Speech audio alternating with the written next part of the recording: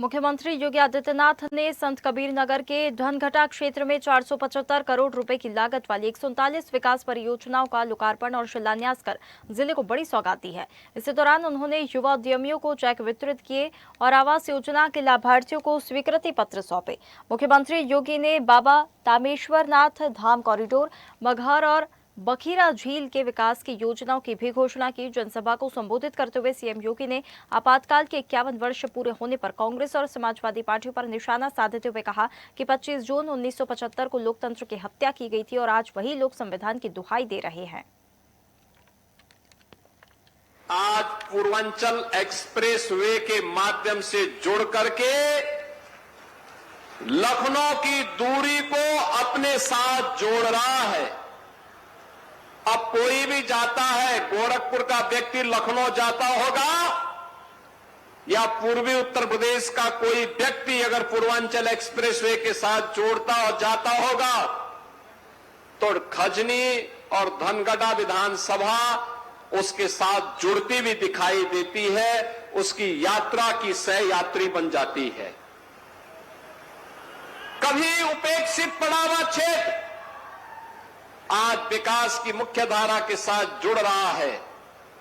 कभी उपेक्षित पड़े हुए पूर्वजों की ये विरासत बाबा तामेश्वरनाथ धाम हो या अन्य वे सभी पवित्र धर्मस्थल जिनका उल्लेख यहां पे श्री राम चौहान जी कर रहे थे, आज उनका सुंदरीकरण न केवल आस्था को सम्मान है बल्कि पूर्वजों के प्रति कृतज्ञता भी है, जिन्होंने उन स्थलों को कभी स्थापित किया था, उन्हें सजाने संवारने का काम किया था। आज पूर्वांचल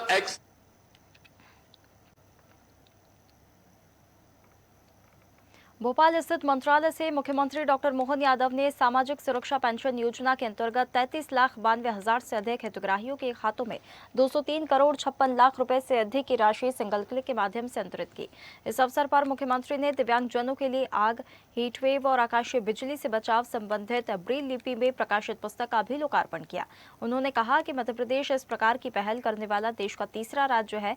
कार्यक्रम में मुख्यमंत्री ने प्रधानमंत्री मोदी के नेतृत्व में जन कल्याणकारी योजनाओं के माध्यम से करोड़ों लोग गरीबी से बाहर निकले हैं और विकास की मुख्य धारा से जुड़े हैं। कार्यक्रम में सामाजिक न्याय मंत्री नारायण सिंह कुशवाहा सहित वरिष्ठ अधिकारी उपस्थित रहे। हर एक जगह अलग अलग इस काम के आधार पर सेवा को भगवान का साकार रूप मानते हुए हमारे माननीय प्रधानमंत्री श्रीमान नरेंद्र मोदी जी द्वारा एक दिव्यांग शब्द जो दिया है, देवताओं के समान, तो नर सेवा ही नारायण सेवा, ये जो माननीय मोदी जी का भाव है, इस भाव के आधार पर आज हमने सिंगल क्लिक से आपके अधिकार और सम्मान की पेंशन की राशि आपके खाते में पहुंचे, ये जो भाव का परिलक्षण हुआ है, मैं सबको बधाई देना चाहूँगा। जैसा कि हम सबके बारे में माना जाता है कि सदियों से एक बड़ी सुंदर बात कहते हैं कि घर में बड़े बुजुर्ग का आशीर्वाद होना की धूप में ठंडी छांव होने के बराबर है। हमारे बड़े बुजुर्ग घर की शोभा है, उनसे हमारा परिवार चलता है।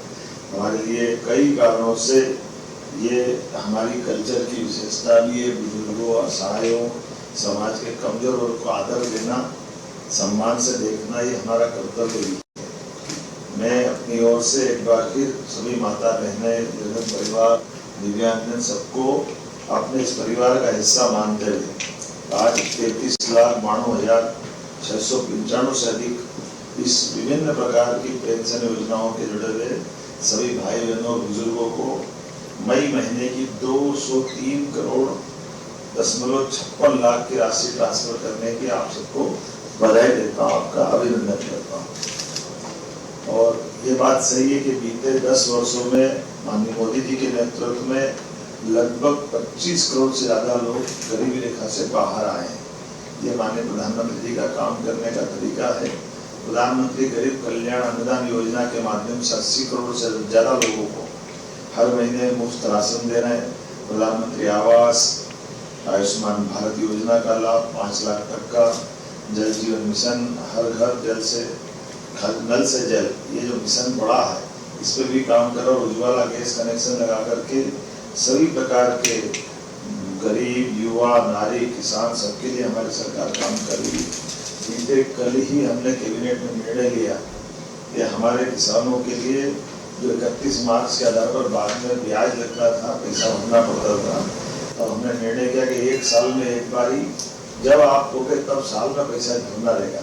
31 मार्च का झंझट खत्म किया। ऐसे सरकार के माध्यम से बहुत सारी योजना पहुँचा है, लेकिन ये विभाग ने बहुत सारे नवाचार किए हैं।